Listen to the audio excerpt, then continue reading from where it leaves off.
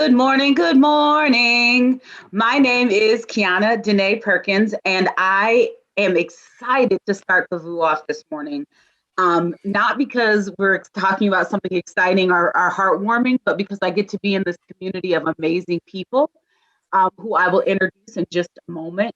I am right now in Ann Arbor, Michigan. For those of you who are just chiming in, we'll give folks some space to come in the door. And the sun is out and there's some gray patches. It snowed yesterday. Like yesterday, there was like, if this don't melt, I'm really gonna have to go find my shovel kind of snow. So, but it was also the anniversary of Prince's death, and my Minneapolis heart understood that sometimes it snows in April, and I understood what magic he let happen yesterday. So I wasn't mad about the snow. It was like, oh, thank you, Prince. I respect you. Shout out to Minneapolis. You know how I feel about that. So the weather here is a little cooler. It's only about 40, 45 degrees. If it snowed again tonight, can't say anything. It's going to happen. But I'm excited to turn the floor over to my friend Chris, who is one of the amazing CLF leaders and co-host on this amazing show. Hey y'all, I am Christina Rivera. I'm coming to you from Augusta County, Virginia, where it is beautiful and sunny and cold, and it snowed last night, which is just absolutely ridiculous for April, but that's okay because it didn't stick. It just kind of came out of the air and was like, just trying to scare us. So yeah, that's how I'm doing here in beautiful Augusta County, Virginia. Dawn, how are you? I'm doing all right. I'm Don Fortune, and I am in South Jersey, technically south enough to be south of the Mason-Dixon line, just a little bit from Atlantic City, and it is mixed sun and clouds today. It's windy. But if you're in the sun and out of the wind, it's not bad. But if you're standing out in it, it's chilly, you want extra layers. But hey, it's not snow. I don't have to shovel it. I've never slipped on sunshine. So we'll call that good. Tanner, how are you doing today? Thanks, Dawn. I'm doing well. My weather here is not interesting. It's just hush, Tanner. I've never have anything interesting to share here in California as far as weather. But the one time that it does snow here, it'll be the most interesting show ever. I mean, it'll mean the world is ending. So, or climate change.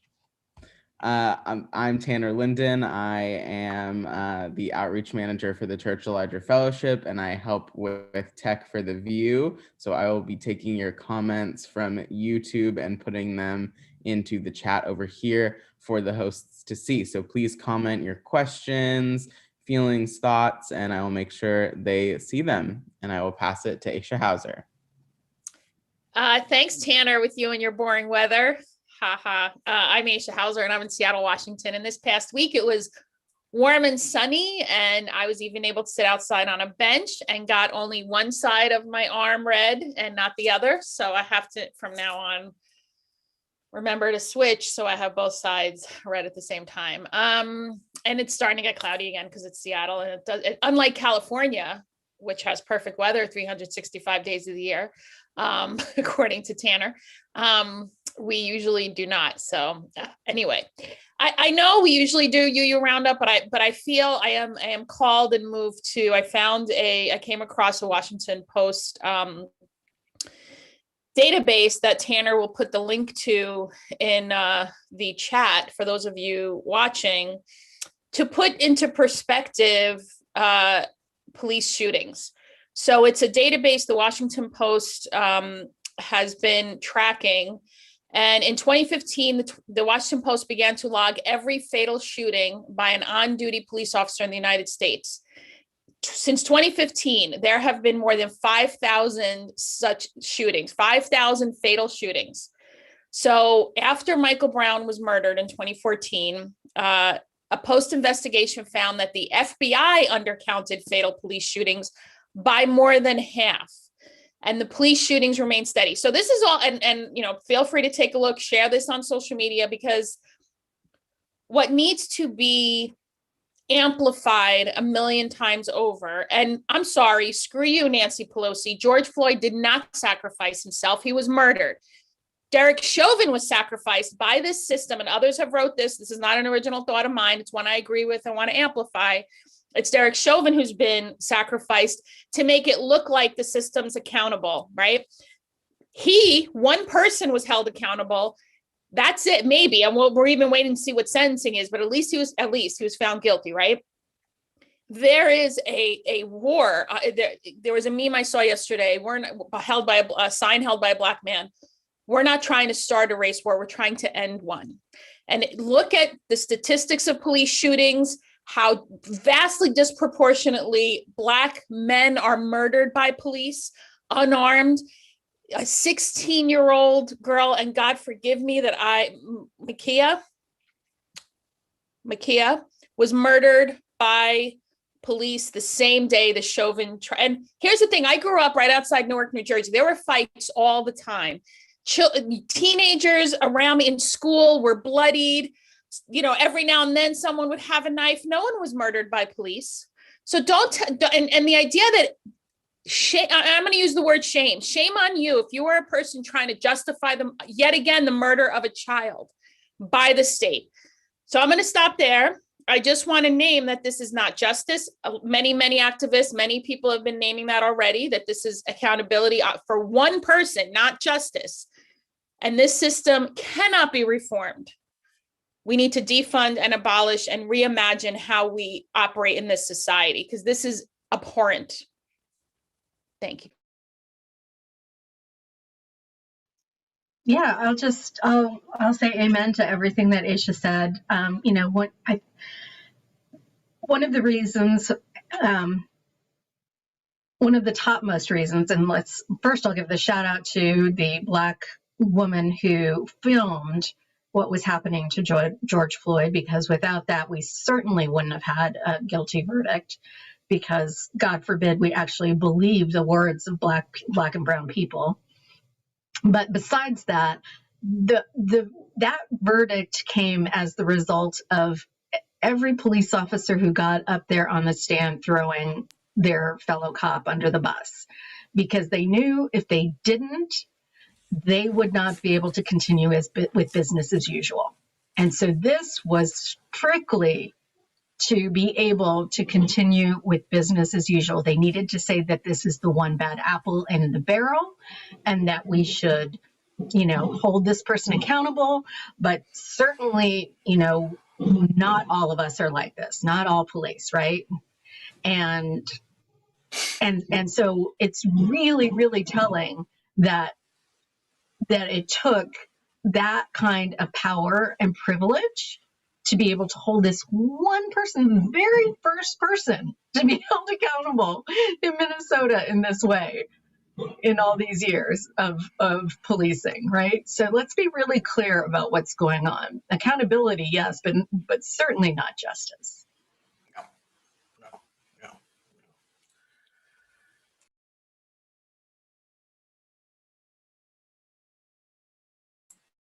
I'm reminded that I lived in Minnesota for a year and a half, during which time I drove a transit bus that went downtown. It was one of the commuter buses. And I remember one day, I was sitting in a coffee shop somewhere in the middle of downtown Minneapolis, and I had a book and I was just minding my own business, but 2 tables away from me were a couple of police officers. And one of whom was seeking advice and one of whom was giving advice. And the one who was seeking advice was seeking relief from harassment from other officers. And the one giving advice was telling them there's not much we can do. Because, you know, you're Black and this won't go anywhere. And that was in 2001, 2002. that system in particular is toxic and poisonous and diseased from the ground up. And like any other poisonous invasive species, needs to be eradicated and replaced with something that is healthy. That just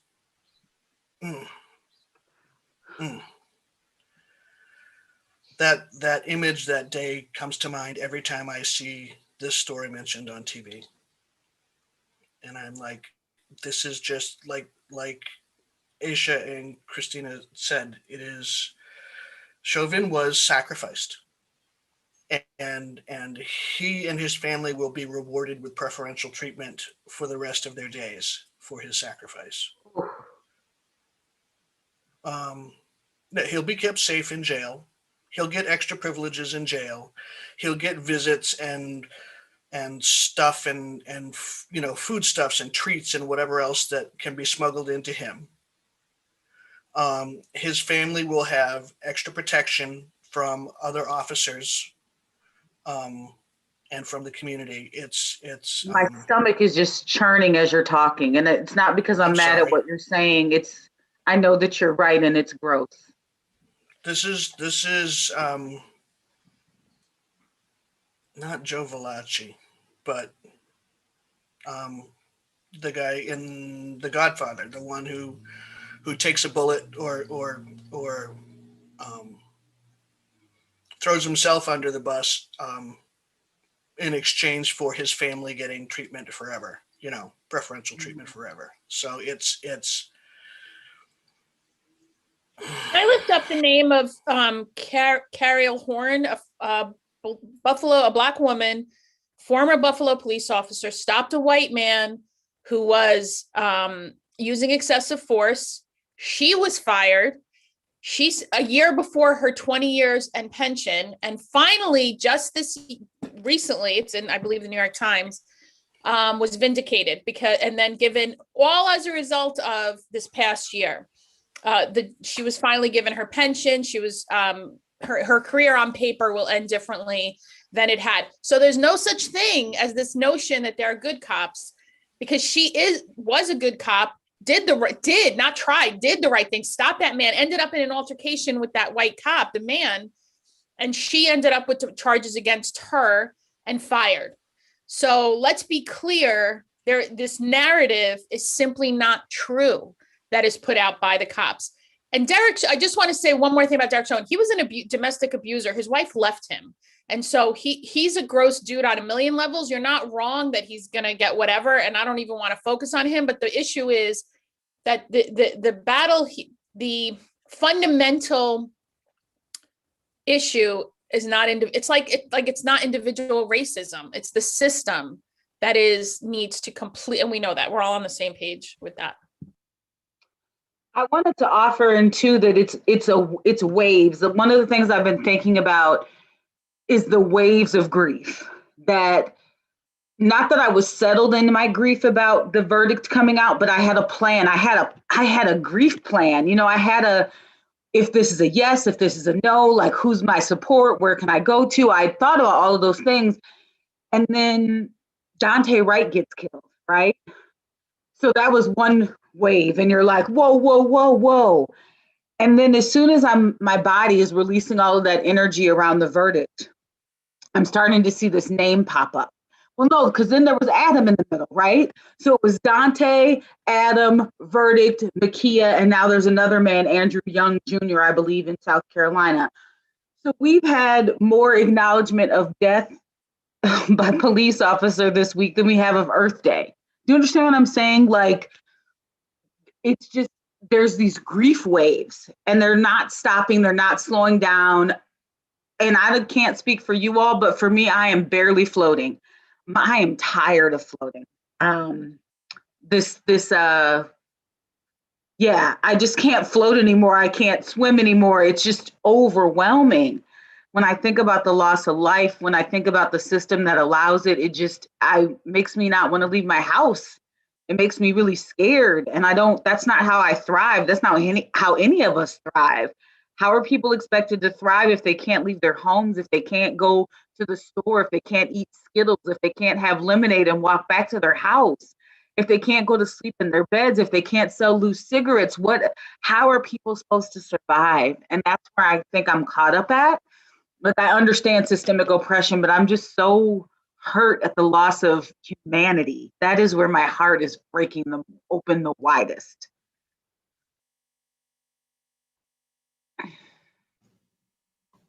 Yeah, amen. I want to talk a little bit about the realities of what it's going to take to change this reality that we're living in. Because a lot of people, we've talked about this before, we talked about abolition as the only alternative. And so some folks have said, well, Chris, you're an abolitionist, and yet you're happy about this verdict. And I want to be really clear that there's a difference between wanting somebody to be held accountable for what they've done and wanting them to be held in a cage and have their humanity removed, right? So I am not advocating for a carceral system in which we continue, to visit that evil upon people. I'm absolutely for a system that holds people accountable and then moves into a different process. And if we can't imagine, if we're so afraid to even imagine that could happen, how in the fuck do you think Black and brown people are walking around afraid? Like, if you are so, white America, you are so afraid of just even imagining that, that'll just give you a tenth of what Black and brown people are walking around with every day. So let's imagine it. Let's imagine what it would take to stop this, to shift this system. And if we're really saying that people do not deserve to die at the hands of our policing, then what is it going to take to make that stop? And, at this point, I'm not sure. I'm really not sure. I'm not sure it's legislative. I'm not sure it's defunding. I'm not sure it's not crowds of people cutting off access to all of the police precincts everywhere in the United States for a week or a month or whatever it takes to disband these systems, because I'm just not willing to let our people die anymore. And here's the thing, the truth about the carceral system. Derek Chauvin going to jail is not going to deter. Jail is not a deterrent. So even the point of the carceral system doesn't, all it is punitive. So it's not even going to result in cops being held accountable, right? That's not even going to happen. It's going to be one person who is derailed. I think to your point, people in the United States so lack imagination. I mean, we turn to guns, right? Mass shooting, I saw a meme, mass shooting, Monday, Tuesday, all days of the week. And on Monday, the Republicans want to attack trans children. So we lack imagination. We being the United States is driven by money and capitalism. So what would happen if we center community? Somebody, again, I'm now getting all my information from Black activists, but it was Bree Newsom, who, if you don't follow her on Twitter and social media, I suggest you do. She is a Black woman activist who said she gave the amount of money being given to police, put it into community schools, put it into housing, put it into healthcare.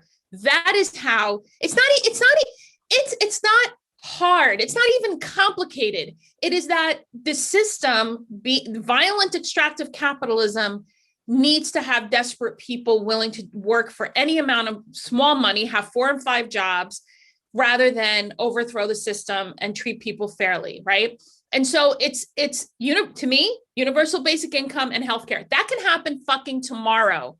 There is no reason why it can't happen except the will. If people can live and can take care of themselves and not lose their house because they're sick, we already are going to have a more stable society, right? And people, and you know, I've had people tell me, I had somebody tell me, well, you know, if we have universal basic income, I have cousins who are lazy and they don't want, I said, you know who the laziest people I've ever met are? Trust fund babies who inherit millions of dollars and don't have to, are you kidding me? Why aren't poor people allowed to be lazy? Why are only like the Trump children allowed to be lazy? Give me a break. I mean, the narrative and the stories we tell about people with or without privilege are so skewed, right? So to me, universal basic income, universal healthcare. Hey, Unitarians, do that. Do a campaign to all your legislatures, state and national, that we could do this. We just have to have the imagination and the will, and not the, no, I said this before, it's complicated to send shit to Mars and to maintain the space station, and it's trillions of dollars. So let's take care of people. It's not hard, it's that we have to want to do it. And then with a more stable society, then we can reimagine, we can have more healthcare, mental health care, and we can have community support in a different way. Yeah, because let's go down that road, the worst possible scenario. Let's just go down that road of the worst possible scenario, that you have somebody who's lazy, who is being fed and has healthcare and housing and education. Oh my God. Like, is that really, how is that bad? Is that really your worst case scenario? That somebody who is lazy is, by whatever definition you have of that, because I know my definition is probably very different than yours, but whatever, let's just say that is the worst case scenario. That we have a lazy person who has food, who has medical care, who has a place to live, and who has an education. God forbid. Let's talk about what lazy looks like, though. Lazy, if you're brown and black, looks like not being a part of a 40 to 60 hour a week capitalistic system. Yeah. Lazy does not look like playing golf when it's sunny outside. But to me, playing golf is lazy as hell. You're not producing anything. So I think we attach lazy to behaviors of poor people. Absolutely. Thank you. It should be actually leisure activities or respite or other words that are about regaining yourself, recentering yourself. But when white people do it, it is leisure, it's fun. You deserve to go camping for a month. You deserve to spend 3 months in Europe just finding out who you are as a person. But let an 18-year-old black person not join the army or go to college. They're lazy, although they're working at 2 different Burger Kings to provide for their family because their mom's incarcerated and their dad is disabled. And that check means that, it offsets everything. But they're lazy because what? So the definitions we are using of lazy, the way we are tapping in and out of capitalism to define those words is also a part of the problem. Absolutely. Amen. It's absolutely it, because my definition of lazy and self-care probably are probably pretty close. And sometimes I've had coworkers reflect back to me when I've said that I'm lazy, are just like, are you fucking kidding me? Like that is like the last word. And I'm like, yeah, that's the internalized oppression of, if I'm taking some amount of self-care, that somehow I'm doing something wrong, rather than, a president of the United States who spent, the equivalent of, 2 years golfing during. But nobody calls him lazy, right? Right. So like in terms of self-care, it's so interesting because I bounce in and out of those systems. So yesterday I got my second COVID vaccine. I got it on Tuesday. And literally in about 22 hours, I was fine. And then in about 22 hours afterwards, my body was like, "Rrr, rrr." And so I wrote my boss or my supervisor and I said, hey, I'm going to be unresponsive from now until about 5:30. And they were like, take all the time that you need. I respect that you need space if you need time tomorrow. And I was like, no, I only have this 4 hours because I have all of these meetings and all of these things. And I could almost see them lean back like, it's okay. This shit will wait, Quiana. But my mind is so focused on moving things forward that all I could think about was, how do I keep this 4 hours sacred? How do I keep this 4 hours? 4 hours. And I'm freaking out thinking I'm going to get in trouble. So I've bought into the myth of work and labor and moving things forward and, this rapid clip. So I'm not talking above that. I'm above the system of capitalism and all of the things that it brings. I'm speaking from it and knowing that it's harming me in some way, that my worth being tied to a level of productivity is part of this system. I know we went on a little bus, so thank you all for the trip, but I just get so anxious when I hear about lazy, when I hear about this idea that kids are educationally falling behind, that I get just anxious about all of these white systems of merit and approval that we're being held to as a standard, when in reality, there's not a standard that we could ever reach. It's not something that could ever truly happen or be in alignment with, because it's just not a possibility. Amen. Before we opened, we wanted to, name that the world is on fire, and that if you are not a part of knowing that, we're here to tell you that. But we also wanted to name that we need things that help us thrive. So the CLF is starting a Spotify playlist. Very simple thing. We're going to do a resilience Spotify playlist, and we invite you, if you're listening to us right now, to put in the chat a song of resilience, a song that makes you want to get up and dance, a song that talks to you about liberation, whatever that might look like for you. And we will add it to our Spotify playlist, and the co-hosts are going to give a shout out of a couple of songs that they want, and I'm going to add those suggestions real time, and you can see our Spotify playlist grow as we do this with you right now. So, yeah. All right. I want to be mindful that I don't want to take up too much space here, but I've heard a couple of things that struck me. And one is that Deborah Pope Lance, who is a VUU person who helps congregations that have been subject to misconduct of various kinds. And the advice that she gives to ministers serving those congregations is that self-care, in order to be actual self-care and not simply maintenance, needs to feel indulgent. And if what you're doing doesn't feel indulgent, do more of it until it does. Okay? Because that's when it becomes more than just filling the tank and becoming actually self-care and not self-maintenance. There's a difference. And the other thing that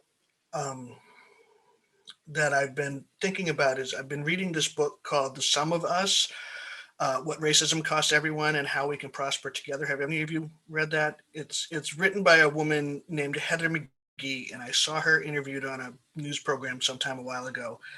And one of the things she talks about is the empty pool economics, where there's this obscene thing that white people or people with privilege so resent the notion that some person who they define as other might have access to something they like, that they will burn it down so that they can't have it. And what she talked about was in the post-war era, public swimming pools became sort of the thing in cities and towns all around America. And they were wonderful and they were great resources and everybody loved them until they were forced to be integrated, at which point white city councils filled them in with dirt. Said if we have to share them with people other than us, we're not going to have them at all. And I think we underestimate that visceral pettiness at our peril. And think about like if lazy people get basic human. Somebody's calling me about my car. Yeah, that would be the warranty on my car. So if people are offended by the notion that somebody that they don't approve of might simply have Maslow's basic food, shelter, safety, then you need to look at the foundation of everything you believe. If you're that petty that you want to deny that level of basic human sustenance to people, then it's you cruelty. need to It's worse than petty. It's cruelty, and it's white people who underestimate it. I mean, I grew up. That's what I mean. Yeah. When you grow up Black and brown, an immigrant, not part of a European descendant family, it's very clear you don't belong. If you're, it might, so the thing is, it's the Atlantic wrote an article after during the previous administration. The cruelty is the point. Here's the thing: descendants of enslaved Africans, generations and descendants of surviving Native Americans have generational trauma. What about, and I read this is not my original thought, but I've been definitely holding it. And as you were speaking, Dawn, it came up for me again. What do the descendants of the slave owners, what are they carrying? Is that what this deep, deep cruelty is? Filling up a pool, right? What is the white people who are descendants from those who fought for the Confederacy, who fought and want to own other people, destroy them, kill them, rip children from their mothers? What are the descendants of the slave owners, the ones who are still in power? This is what this is. It's a result of that. Black and brown people recognize the generational trauma. We need to name the generational cruelty that is embedded in white people, in the slave owners, in what now is deemed the oligarchy, corporations or people. So there's a deep-seated violent cruelty in this country, in the United States, that is not common in the rest of the world. The people in the United States, I think white people are, those who fight for the fucking Second Amendment and guns, we're so immersed. There's an immersion in this country of such violence that we don't even see, that there is a lack of seeing the forest from the trees. So there is a deep-seated cruelty. That's why we have to talk about reparations for the genocide of the Native Americans, for descendants of enslaved Africans. It's to repair what is still beyond broken, what is cruel and horrific. Woo! You're preaching, and you're right. I've seen things in the last week around what is whiteness without the cruelty towards Black people, Black and brown. Without Black death. What is whiteness without Black death is what I read. And I think that you're right, that we have a tendency to talk about Black and brown trauma at the hands of white people, but we don't talk about the impact of that trauma on white people, because it's there. They have also that same visceral, for a lack of better word, visceral or marrow-based trauma happening for them. How do you consistently line up your lineage or talk about your legacy or the people you come from if you're not talking about the impact of enslaving other humans on your DNA? It has impacted your DNA. I'm starting a sermon, and if you guys don't mind, I want to read a part of it to you, because it's haunting. There's a lot of big words in it around slavery, so be prepared. I'm not gonna shy away from anything, but here's the start of this sermon, y'all. I must be feeling real bold. Here we go. For each star that's born, a morning star rises and sings to the universe who we are. For each star that's born, a morning star rises and sings to the universe who we are. We are our grandmother's prayers. We are our grandfather's dreamings. We are the breath of the ancestors. We are the spirit of God. I remember standing at Cape Coast Slave Castle. The wind was sharp and hit my lungs like blood-tainted copper in my mouth. The air did not want to settle in my lungs, and that was fine with me. I didn't want the last breaths of stolen people sitting in my chest. I wanted out of the dungeon. I wanted to burn it down. I don't want to know how newly captured people lived. I don't want to know how they praised God in the chapel above while children wailed for their mothers below. Did I hear George Floyd call for his mother? Walking through the door of no return, the ancestors give me a flash of their hell. The light is bright and jarring. They cannot see past the person to whom they are chained. The first breaths since leaving the basement are filled with salt. They are bombarded with the rank smell that comes when too many bodies are in a too small space. And they can feel the woman behind them trembling and making their chains rattle softly. They can hear the creak of wooden boats with Dutch flags snapping, dancing in the wind. And just like that, I'm caught between two places. I am undulating in their echoes of prayers and spells and fear and pain, rocking my whole spirit, taking up all of the space between the door latch and the ocean waves. This is surreal. This is where my people were taken. I do make it back through the door. I make it home, back to the shores of the Americas, to 1619. Oh, QuianaDenae, thank you. Thank you. I carry that in my bones. And whoever bought my people on the other end, your people carry that in their bones too, honey. Make no mistake. Make no mistake. When you purchase a human and you treat them with as if they are cattle, something in your spirit got diminished. And I am proud to say something in my ancestor spirit became alive and awakened because it took 4,904 people to get me here. That's how many ancestors is in 9 generations. That's the math. It's not a dream, it's the math.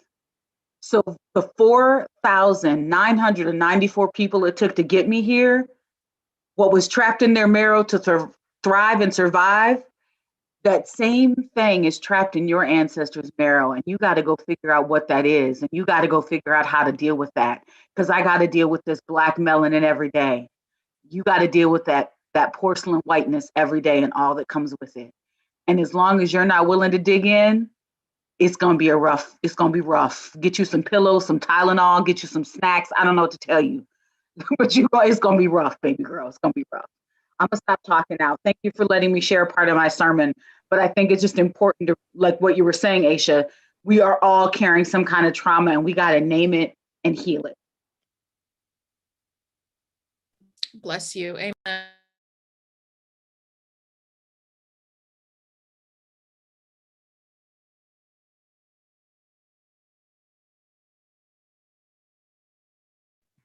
You know, that's the first time I've read that piece out loud, and I am realizing what a heavy trigger warning I need to put on that.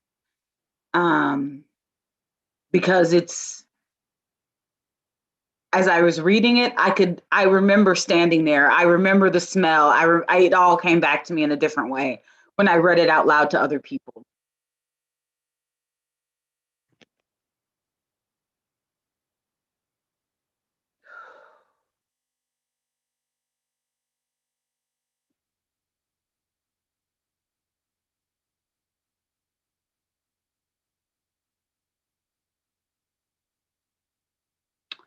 I took us somewhere heavy, so I'm going to use the forklift to get us out. one of the things that happens for me when I sermonate is usually, and I blame Reverend Michael Slack, I'm calling out his name. I center around music and I center around song because that's part of the way that my spirit works. And that song by Sweet Honey and the Rock is so real and so haunting. And it is so this kind of story to remind me that I am interconnected, that I am, what is it, principles 1 and 2, that I'm a part of an interconnected web. And so I think as we make this playlist, see how I crawled back out? As we make this playlist, as we think about music that rings for us, that song should be on there. But other music too, like somebody put I'm Still Standing by Elton John. We need music, we need laughter, we need things that make us sing, we need chants. Like, you know what I think should go on there, Chris, and I haven't typed it in yet, is the chant that is I love being Black. I love being Black. I said I love being Black. And we need those songs, we need those reminders, we need the laughter. Things can be heavy, but man, when my heart is full, when my heart is light, when I'm with people who I love, looking at all my little boxes, it's gonna be okay.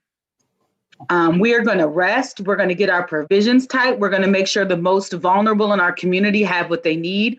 And when I say community, if people in Brooklyn Center need diapers or food or groceries, let's get them what they need. If folks in Ohio need stuff, if folks in South Carolina need stuff, let's pool our resources, our energy, make sure we're giving to the most vulnerable. Maybe not the first person who puts up a GoFundMe, but take the time to hit the search bar, make sure that you vetted who you're using as a source of information, that you're using as that you vet whom you're giving money to, make sure that the organizations that you're tying your energy to truly align with who you are and your spirit and the work that you want to do. So it might mean that you can't just go drop off some water at a building right now. It may mean that you have to do it on Saturday after you've had time to ask some questions and to make sure that how you're moving isn't aligned with your values. So find those organizations, find those trusted sources, and move in alignment with your values. If you are a UU, there's 7 principles, maybe 8 if you're good. And for me, I'm a Black Unitarian Universalist. I have 7 more that I need to follow. So I'm at 15 at the gate. So I'm checking and making sure if these things don't line up for me, then I need to walk away and find a better source. If I'm reading Sean King, I said that, and I happen to know that he doesn't align with the things that I believe, then I got to go find a different source. Maybe it's Leslie Mack. Maybe I need to be following the Leslie Macks of the world. Maybe I need to be following, you said a name earlier, Aisha, whomever it is. I got to make sure that I'm aligning my money, my value, my time, my spirit, my social book space with things that align with my values. And I'm gonna tell y'all a quick sidebar. If you put up your values and you're trying to justify the 16-year-old murder of a child, we're not value aligned. We're not. And I don't even feel bad. You've just let me know we are not value aligned, and I can move accordingly. There is no justification for killing a child, not as long as Dylan Roof had Burger King slide between his thin lips. Okay. Not today. Okay. Not today. I worked in youth stuff for most of my life. I've never had to use a gun to break up a fight. And we talking like whole gangs of trans families beating up whole other gangs of trans families. And I don't say that to be joking, but that's how they rolled, right? So you got 7, 8 girls trying to beat up 2 or 3 girls and you jumping in the middle. Didn't have a gun. I'm not saying I wasn't sore the next day, but I didn't need a gun or a taser to separate 3 girls. Youth workers do it all the time. Our gym teacher had a whistle. Like, I'm just saying. And we had knives, like, okay, I'm just saying. They had a whistle that they were, I mean, come on. Come on.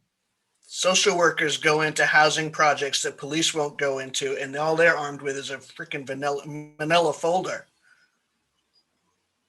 It's a bunch of bullshit. Kyle Rittenhouse walked by them armed with semi-automatic weapons. This is all bullshit. And then got back in his mom's car, drove back across the state line and slept in his own fucking bed. So don't you tell me you couldn't disarm a 16-year-old with a knife. No, he slept in his own bed that night. His mama made him breakfast the next damn morning. Walked by police. This is all a bullshit thing. QuianaDenae, I don't want to lose the point. Someone's asking where you will be delivering that sermon. I want to know too. Folks want to hear the rest of it. It's half written, but I don't want to tell you where I'm giving it at because I don't want him to know that it's half written, and I think it was due today. So, how about when it's in its final format and I have more detail? It's not. Okay. I'm not delivering it till May 2nd, so we got a little time. But the sermon is actually called "Where Did We Come From? Where Are We Going?" Because it's that same song kind of idea and exploring lineage and legacy. And if you need a children's book to go with it, we're looking at the Kente Claus story from Ghana, because it's what that father leaves behind, right? He leaves behind these 7 things that this family leaves together and creates a legacy. So I'm sermonating. For those of you who do it, God bless your hearts. For those of you who are learning how, like me, God bless our hearts. How do you do, and which brings us back to the topic, how do you create a message in an ever-changing world, in an ever-heavy world, to help people get to what's next? Because there's so much going on. I can't imagine having to write a sermon for this week. Like, Don, how do you do that? Aisha and Chris, you guys do service on Sunday night. How do you find a message of hope or a message to move forward when so much is happening? I want to lift up what you said, because here's the thing that my pet peeve with Unitarian Universalist colleagues who somehow don't want to piss off white Republicans, which what the fuck is that about? But okay, let me put that aside for a second. I don't speak in Republican Democrat when I give sermons. What you said about aligning values is exactly, to me, those who are, especially UU faith leaders, especially faith leaders who want to center their ministry in liberation, you don't veer from what your values are. Affirming Black lives, affirming brown lives, affirming trans lives. And there is no middle from that. There is no moving from that. And as you said, QuianaDenae, so beautifully, if you are even going to a little bit try to justify the murder of any Black and brown person, especially a child, she was the one who called them because she believed the lie they would protect her, which this world let so many Black children down, that where our values aren't aligned. I don't care if you're a white UU minister trying to fucking see another, what sides are there? We need to stop this sides nonsense. We really do. There is no both sides. There are the values of affirming human life in the real way, not an embryo. I'm talking the lives that are outside the uterus that are walking around or moving around or rolling on whatever it is, moving in the world, existing, that we affirm community care, we affirm healthcare, and our values need to be firm. There's no finding a middle ground. I could say, you know what, your values don't align with mine. While that is unfortunate, I'm not trying to find common ground with you. I'm asking you to affirm human life. Let me ask you, because you just said something really, really important, and I've got a thing going on right now that I would love to hear your advice on, which is, what do we say to the people who say you're moving too fast? According to what? Since 1619? Moving too fast for what? Y'all wasn't moving fast enough when y'all was picking up my people off the shore of Africa, so fuck, I don't really have a timeline for y'all. Like, Don, I refer you back to, we will leave you a lifeboat, right? We will leave you a lifeboat, but this ship is moving on. And that's with care and love. Here is your lifeboat. Here is all the information that you need, that you think you need to research and get on board and do all of that. It's called Google, it's called the UUA website. It's called, Teaching Shop. Here's your lifeboat, but we are not waiting for you. Here's your little skiff. We're continuing on, and we're leaving you that lifeboat with love, but we're not waiting. We are the days of us waiting for you all to give us permission to seek out our own liberation is over. Like that. And here's the other. It was never there. Black people, enslaved Africans, indigenous people have always fought the colonizers. That has not.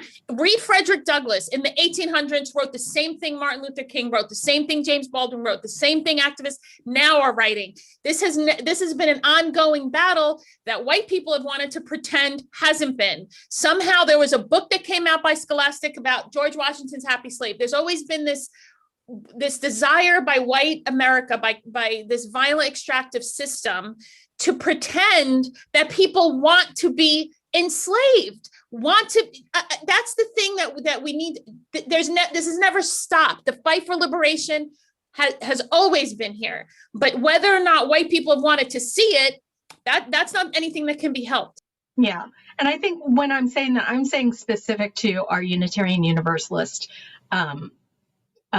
universe, right? Like the idea that we are going to wait in Unitarian Universalism for everybody to get on board before we move for freedom is no. And here's the other thing. And I got this from 12 Steps, so I want to be clear. This is not an original idea. I literally walk into any room in my house and flip the light switch. Do I understand how electricity works? Hell no. But do I want my lights on? Hell yes. So I'm also not about this. I need to see your blood. I need to see your microaggressions. I need to see your pain. I need to micro-examine it and question it every angle and diameter before I believe it. If you can walk in a room and turn on a light, you need to believe that I was harmed. And if you can't believe that I'm harmed, then we're already having a disconnect in our humanity. That my truth isn't valid enough, that I haven't built enough trust and relationship with you for you to believe me. So let's start with building trust and respect. And I need to know that when you're done with me bleeding, that something good's going to come out of it. I'm not going to bleed so you can nod your head and go, oh, that was real for you. No, I got other shit to do, like liberate my people. So you either are going to build a relationship with me, believe me when I say I've been harmed, and work with me side by side to dismantle the system that made me harmed in the beginning, or you're not. There isn't a bleed, let me see if I feel like it's valid enough and then validate. No, that's not what we're on. And if that's what you need, you're at a different place. Your values don't align with mine. Your energy I can't share energy with you because it's not productive. I got to go make sure these people got to eat. I got to make sure things are handled. I can't handhold you through racism 101. I can't. And you can't continue to say you're a part of a liberal church if you don't have the energy to self-educate. Lord, if you can't Google at this point, I don't know what to tell you. Y'all, I had somebody ask me to do a 4 call directions ceremony because a Native Indigenous person was going to be in a space we were going to be sharing. You all, I wrote back with confidence, actually, and said, this is past my cultural competency, my spiritual and cultural competency. And I really hoped that white man who wrote me that, I hope he had a moment where he said, wait, that's past my competency too.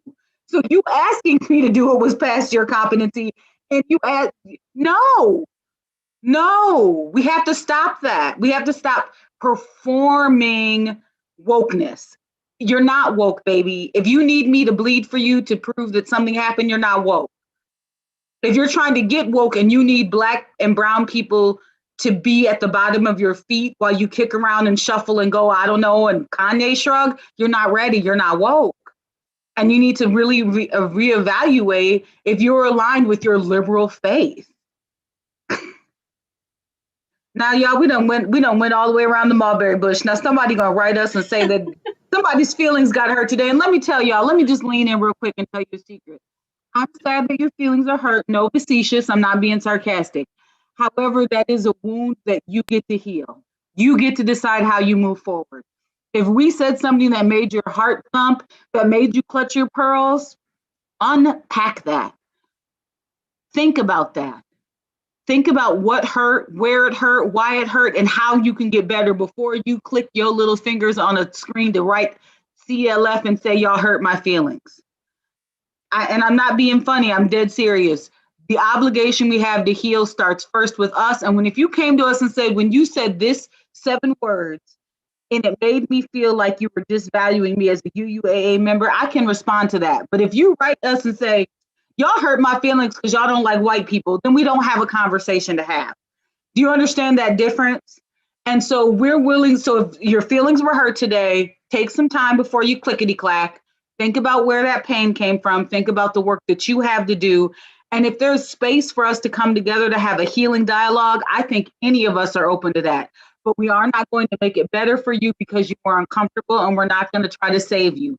You have to save yourself. Just like the boat that we're leaving you that Chris talked about, guess who built that boat?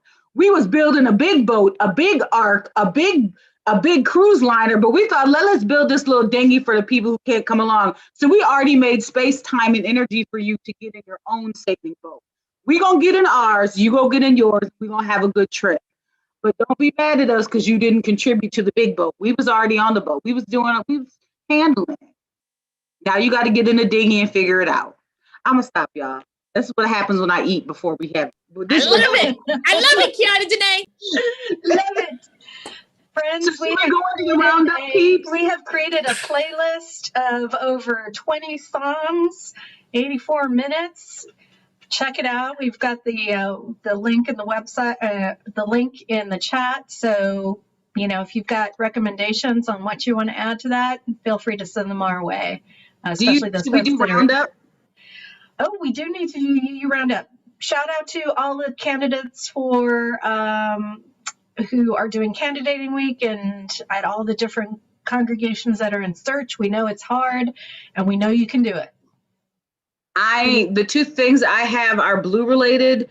We're doing a lunch and vibe. I'm putting these in the I'm putting these events in the thingy so Tanner can put them in the big thingy, because I love using technical language. So tomorrow we're having a lunch and vibe, which is an all Black sacred space check-in, because we need that check-in. And then tomorrow we start our fourth cycle of blueberries. For those of you who don't know, blueberries is Blue's youth programming. We center Black children and youth, so we are not really caught up on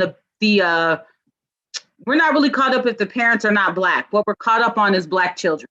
So if you are a white parent or a non-Black parent parenting a brown body, you're welcome to the table. And I'm going to put that registration link over there as soon as I find it. I'm moving as fast as I can.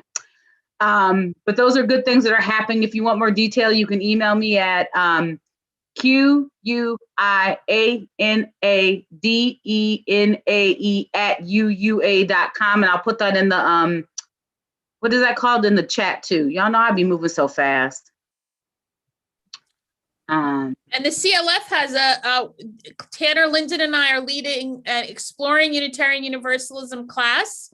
So it's basically a new UU class starting next Wednesday, 3 p.m. Eastern. So sign up and join us. It'll be fun. All right, let me get this for Tanner. Don, do you have anything you want to share in the world?